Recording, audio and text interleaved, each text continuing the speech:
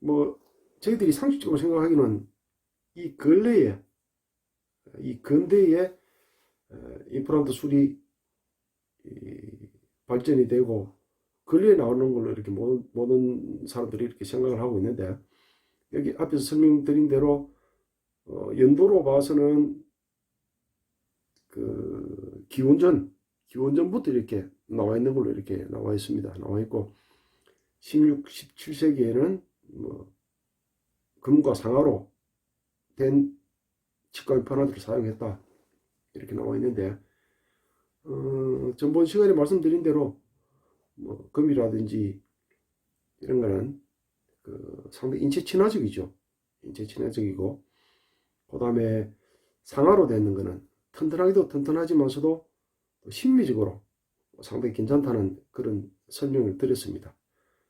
그 다음에 뭐 동종관 치아 이식이 나오고, 동종관 치아 이식이라는 건 그 빈부 차이가 한참 날 때는 그 빈민들 그 이를 빼서 치아를 발치를 해서 부자한테 이식시키고 뭐 이런 게 앞에서 나왔었죠. 이런 거는 그냥 그 참고로만 그렇게 아십시오. 아시고 이렇게 뭐 쭉 연대로 이렇게 쭉 나옵니다. 쭉 나오고, 여기 이제 뭐 금하고 뭐 이런 게 많이 나오다가 그다음에 이제 뭐 도저관이 이렇게 나왔네요. 도저관이 이렇게 보면은 도저관 수곡이 보면은 1887년도부터 이렇게 쭉 나왔고, 그다음에 뭐 1905년, 1913년 이렇게 연도순으로 이렇게 쭉 나오고 있습니다. 쭉 나오고 있는데, 오늘 앞에서 뭐 대략적으로 이렇게 설명을 드렸기 때문에 이렇게 넘어갈게요. 요 역사, 연도, 내용은 그뭐 비고난도 있지만서도 요거는 이제 여러분들이 그냥 이렇게 한번 쭉 읽어보십시오. 이렇게 쭉 읽어보시면은 뭐큰 무리 없이 이렇게 도표만 이렇게 한번 보십시오. 보시고 여기에서 이제 이렇게 쭉 옛날부터 이렇게 쭉 내려오는 게 그러니까 적응증, 금기증, 이걸 이 환자한테 심어서 되느냐 안 되느냐, 모든 사람들의 이렇게 하면 적응이 되겠다, 이거는 금기사항이겠다, 뭐 또 이렇게 나오는 적응증하고 금기증이 있습니다. 금기증이 있고, 이 그 임플란트 부분에서 가장 이렇게 급격하게 발전을 하고 있는 게 보철 중에서는 임플란트입니다. 임플란트인데 뭐 앞으로는 뭐 이런 그 지금의 추세가 이렇게 계속 된다고 보면은 그 앞으로 뭐 미래에는 그렇겠죠. 그 앞전에는 한 개가 탈락되고 나면은 치아 한 개가 탈락되고 나면은 그 앞에 남은 치아를 그 갈아가지고 그 위에 이렇게 보철을 덮는 방식을 했습니다.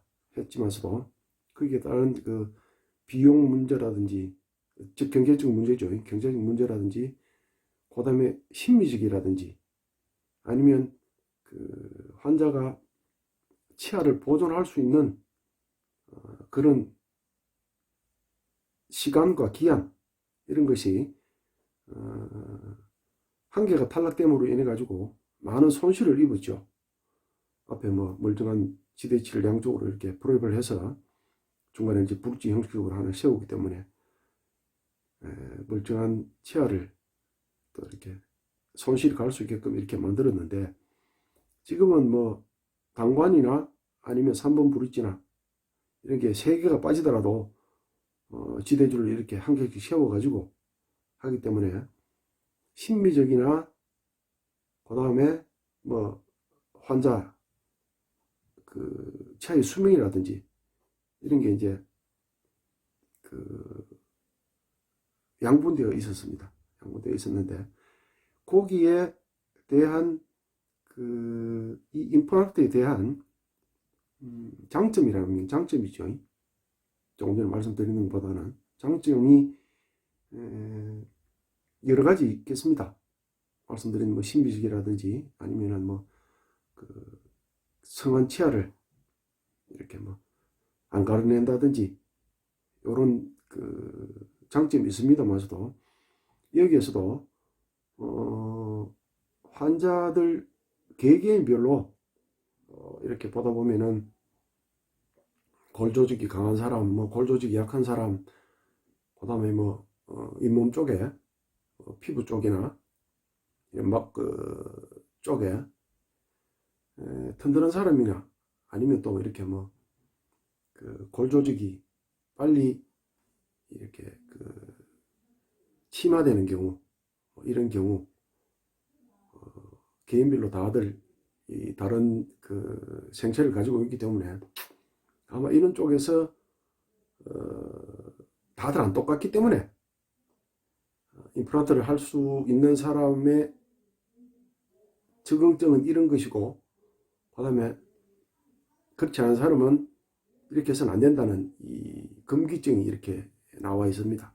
나와 있는데 그 20세기에 물론 그 기원전에부터 있었지만서도 20세기에 들어서면서부터 이제 여러 학자들이 어떻게 하면 심미적으로 아니면은 그 있는 치아를 안 다치고 이렇게 만들 수 있나를 생각을 해서 뭐 여러 가지 동물 실험이나 이런 걸 거쳐 가지고 임상적으로 적용되기 시작했는데 그 여기 이제 현대의 그 20세기 지나 현대에 이르러서는 그 적용 범위하고 그 범위가 급격하게 확대되고 있습니다.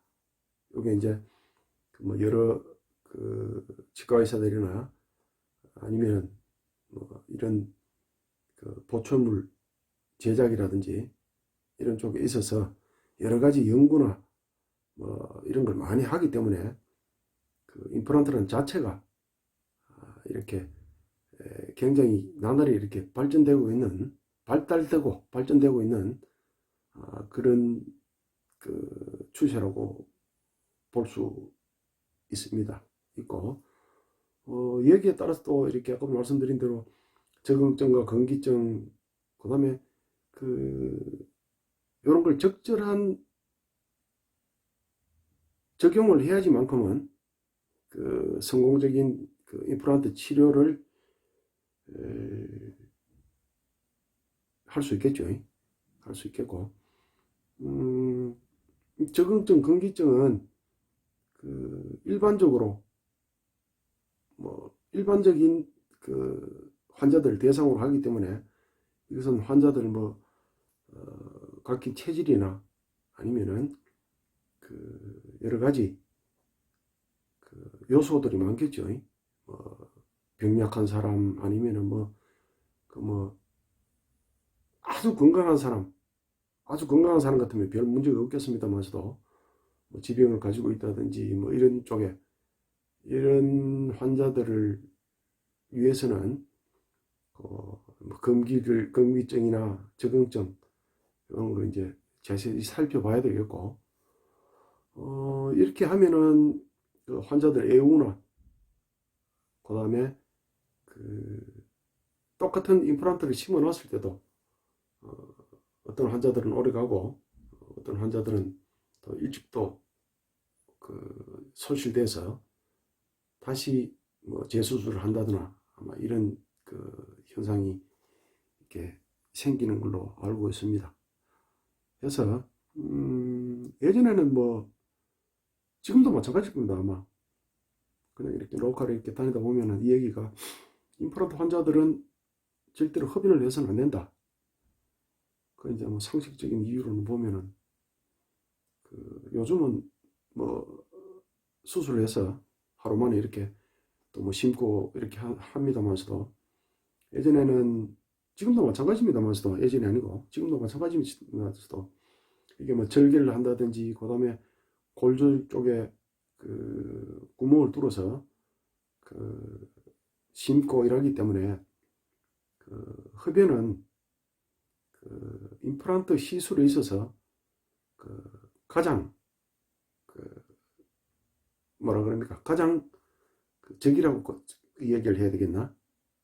흡연하는 사람들은 이 임플란트 시술 후에 실패율이 굉장히 높다고 이렇게 이 얘기를 합니다. 이렇게 얘기를 하고 병원에서 이렇게 시술하기 전 흡연 유무라든지 이런 걸 많이들 이렇게 물어보는 걸로 알고 있고 임플란트 시술을 하기 위해서는 뭐 얼마 전에 담배를 끊어라, 금연을 해라, 하고 나서도 금연을 해라, 금연을 하고 나면은 여우가 이렇게 가고 아마 오래 갈 것이다, 이런 그런 그 설명을 아마 이렇게 많이 하는 걸로 알고 있습니다. 요 적응증하고 금기증은 조금 이따가 이렇게 다시 설명을 드리도록 할게요. 그 어태치먼트가 예전에는 상당히 그 고가였습니다. 고가고 임플란트가 완벽하게 신술되기 전에는 일반 환자들이 그걸 하기는 많이 했는데 이게 보면은 그냥 우리가 흔히들 이야기하는 그 틀니 그 자체가 아주 이렇게 뭐 6번, 7번 같은 경우에는 한 엄지손가락만 하죠. 엄지손가락만 한데 이것도 이제 그 이물감을 굉장히 많이 느끼죠. 여기 이제 어느 정도 뭐 몇 년씩 이렇게 착용하고 이러면은 별 문제가 안 되는데 그 조금 전에 말씀드렸던 그 정신적으로 뭐 나쁜 얘기는 아니고 조금 이렇게 성격이 급하거나 아니면은 뭐 구강내라든지 어디라든지 조금씩이라도 자기 몸이 집중한 사람들 있죠. 이런 사람들은 그 만족을 못 느낍니다. 실질적으로 상악 풀덴치를 했어도 견디는 환자들은 굉장히 잘 견딥니다. 잘 견디는데 아까 말씀드린 그 성격이 조금 뭐 흔히들 이야기하는 성격이 조금 별나다는 이런 분들은 그 전혀 만족을 하지 못합니다. 하지 못하고 하기 때문에 요즘은 풀덴처도 오버덴처로 해가지고 메쉬 의치 해가지고 그 상부 하부에 똑딱이 단추같이 그렇게 만들어서 착용을 하시는 분들도 많습니다. 그러니까 만족을 못 느낀다는 부분은 저작도 그렇고 그 다음에 뭐 안에 굳히니까 뭐 심리적인 거는 크게 뭐 생각을 안 하겠지만서도 저작이라든지 아니면은 거기에 대한 뭐 이물감 이런 걸로 만족을 못하는 그런 환자들을 얘기하는 것 같습니다. 하고 그 다음에 세 번째, 통상의 총어치 만족을 느끼지 못하는 완전 무취학 환자. 예, 조금 전에 말씀드렸죠. 이런 환자들은 그 임플란트가 좋긴 좋은데 거기에 이제 뭐 여러 가지 골 조직이라든지 위에서 말씀드린 여러 가지 적응증에 부합이 되느냐 안 되느냐 따라서 할 수 있고 그 다음에 실패할 경우가 생기고 그렇습니다. 그렇고 그 다음에 넷째에 봐서는 동료가 있는 치아를 보강하는 것이 좋은 환자. 동료란 것은 뭐 아시다시피 흔들리는 거죠. 이렇게 흔들리는 흔들리는 치아가 있는 것을 보강하는 것이 좋은 환자. 그러니까 그 임플란트를 해놓더라도 앞뒤로 이렇게 막 흔들리는 게 많고 이런 환자들은 피하는 것이 좋습니다. 여기 이제 보강을 해서 하는 것이 좋다는 그런 얘기고, 그 다음에 다섯째, 통상의 의치 제작을 위한 치대치의 그 수와 위치가 부족한 환자. 그러니까 이 의치 제작이 있어서 좌측 3번, 뭐 우측 3번, 뭐 전치 이제 그 사진치가 빠지고 이러면은 예전에는 그 도제로 심리적으로 우리가 도제로 이렇게 많이 하고 했습니다만서도 그 양쪽 그 지대치가 만약에 부실할 때는 브릿지를 만들어 놔도 오래 못 가기 때문에 임플란트를 하는 경우가 많습니다. 그렇게 이해를 하시면 될 것 같고, 그 다음에 부착 치연이 적고 치조 점막이 많은 등 구강 점막 조건이 빈약한 자, 그러니까 잇몸 자체가 튼튼해야지만큼은, 체형이 없더라도 잇몸 자체가 튼튼해야지만큼은 그 풀덴처를 할 수 있고 이렇게 파셜 덴처를 할 수가 있는데, 흔히들 이렇게 보면은 그 점막 자체, 치조 골 자체가 이렇게 함몰된 그 환자들이 들어 있습니다. 이럴 때는 딴 걸 못 하겠죠. 하기 때문에 임플란트를 해 놓으면은 훨씬 심미적이고, 그 다음에 덴차가 들어갔을 때 그 부정확하게 되겠죠. 부정하게 되는 이런 환자들은 그 임플란트 시술이 좋다, 이런 얘기입니다. 그 다음에 저작, 발음 등의 기능적 습관이 비정상이어서 통상적인 보철물로는 안정성에 문제가 있는 환자, 저작, 발음, 예전 같으면 이렇게 누계 쪽에, 구강 누계 쪽에 이렇게 구개 순열 앞에 이제 그 입술이 찢어진다든지, 아니면 그 구강 상악 같은 경우 구강악이 이렇게 갈라져서 이렇게 그 선천적으로 이렇게 오는 사람들이 있습니다. 이럴 때는, 예전에는 치아가 빠지고 나면은 거기에 이제 그 같이 풀덴처를 한다든지 이러면 그쪽 빈 공간을 다시 메꾸어서 풀덴처를 하고 했었는데, 그런 환자들, 구개 순열 환자들 내지는 그 구강 안에 그 위에 상악 구강 동이 이렇게 벌어져 있는 환자들, 이런 환자들은 그 임플란트 시술이 가능하죠. 그 다음에 그 의치작용 시 구역질이나 구토 현상이 있는 환자, 그러니까 즉 말해서 이게 비위가 약하다고 설명을 드려야 되나, 그런 환자들도 있고, 여러분들 아시는 그 초치로 봐서는 한쪽에 루교 부분이 있죠. 그 경구교와 영구교 사이, 거기에 보편적으로 폴덴차나 이런 경우에는 거기서 음압을 얻어서 이렇게 파셜 덴차를 제작을 하고 합니다만서도 그런 환자들이 들어 있습니다. 그렇게 이제 그 경구교, 영구교 사이에 이렇게 그 라인을 만들어서 이렇게 해놓으면은 구역질 하는 환자들이 굉장히 많습니다. 많고, 그걸 또 뒤에 병원에 내원을 하면은 길이를 좀 잘라서, 어느 정도 잘라서 그 장착을 시켜주면은 적응 잘하는 분들도 계시지만서도 그렇게 해도 구역질을 계속하고 이러는 분들은 그 사실상 그 벤처 사용이 불가능합니다. 그래서 이런 경우에 또 임플란트를 제거하고, 그 다음에 가철성 의치를 착용하지 않으려 하는 환자, 그러니까 뭐 입안에 이물감 때문에 그렇겠죠. 하고 아까 말씀드린 그런 뭐 성격상 그렇게 해서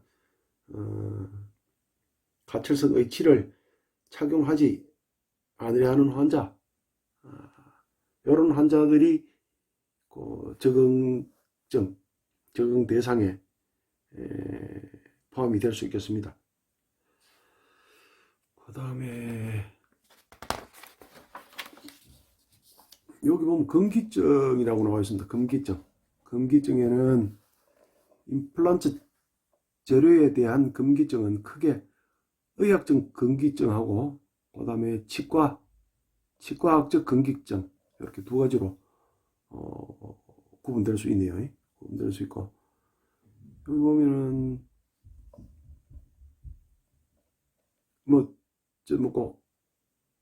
요 금기증은 그 절대적인 기준은 아니고 상대적인 척도일 뿐이다. 이렇게 나왔습니다. 해놨고, 의학적 금기증으로 봐서는, 그러니까, 심혈관 질환, 나와 있는 뭐, 고혈압이라든지, 이런 환자들은 또, 그러니까 순환이라든지, 혈액 순환이라든지 이런 쪽에서 문제가 되는 환자, 그 다음에 음혈성 심부전, 그 다음에 관상동맥 질환, 그 다음에 류마티스성 심장질환, 그 다음에 심각한 심장 판막 질환, 이런 게 이제 모든 게 가장 인체에서 가장 중심으로 되어 있는 데죠. 이런 쪽에 탈이 나버리면은 임플란트를 할 수 없다. 이렇게 나와 있고, 두 번째는 내분비 장애, 그 다음에 무비타민증, 뭐 이런 식으로 나와 있습니다. 나와 있고, 세 번째는 뇌졸중, 특히 뇌졸중, 특히 이제 고혈압 환자들이 많이 생기죠. 이런 쪽이 해서 뇌졸중이 생길 수 있는 65세 이상의 고령자나, 그 다음에 악골 성장이 일어나고 있는 15세 이하 연소자, 그러니까 골 조직이 이렇게 다 완성이 되지 않은 상태에서 이렇게 임플란트를 해놓으면은 성장하면서 이상이 생길 수가 있겠죠. 성장하면서.